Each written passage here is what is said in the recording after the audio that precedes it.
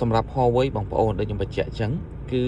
អត់អាចដាក់ជាមួយនឹង Android CarPlay បានទេសម្រាប់ Global version ខ្ញុំអត់ដឹងទេណាបងប្អូនប៉ុន្តែបើ China version ទៅលើឡានចិនដាក់បានបងប្អូនឡានចិនដាក់បានប៉ុន្តែបើ Global ខ្ញុំអត់ដឹងមូលហេតុអីទេដែលដាក់ជាមួយនឹង Apple CarPlay អត់បានទេអញ្ចឹងបងប្អូនបើមានវិធីសាស្ត្រអីអាចប្រាប់ខ្ញុំផងណាសម្រាប់ទូរស័ព្ទ Huawei បងប្អូនគឺខ្ញុំ link ចូលជាមួយនឹង Android CarPlay ក៏អត់បានដែរបងប្អូនណាព្រោះ Apple សម្រាប់ Apple ប៉ុន្តែ Android គឺដាក់បានទេសម្រាប់ទូរស័ព្ទដែលខ្ញុំពងថតហ្នឹងគឺជា Pura 90 Pro Max តើតើជាមួយនឹងការ link ជាមួយនឹងឡានគឺ link អត់កើតទេបងប្អូន link អត់កើតទេ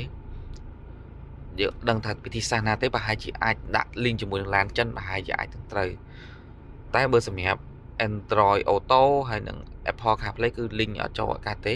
តែបើយើង link បាននេះដូចជាខ្ញុំ link ជាមួយ iPhone នេះគឺយើង link បានបងប្អូនណា link បានតើតើជាមួយនឹងការ link មួយនេះសម្រាប់យើងមើល map សាប់ចម្រៀង link បានណាបងប្អូនប៉ុន្តែបើតាក់ទងជាមួយនឹង Huawei ដូចជាខ្ញុំ link អត់បានតែបើបងប្អូនមានវិធីសាស្ត្រណាដែលអាច link ជាមួយនឹងApple CarPlay បានបងប្អូនអាចជួយប្រាប់ខ្ញុំនៅក្នុង comment បានហើយឬក៏អាចឆាតមកប្រាប់ខ្ញុំផងព្រោះដោយសារខ្ញុំក៏អត់ដឹងដែរព្រោះខ្ញុំព្យាយាម link ជាមួយនឹង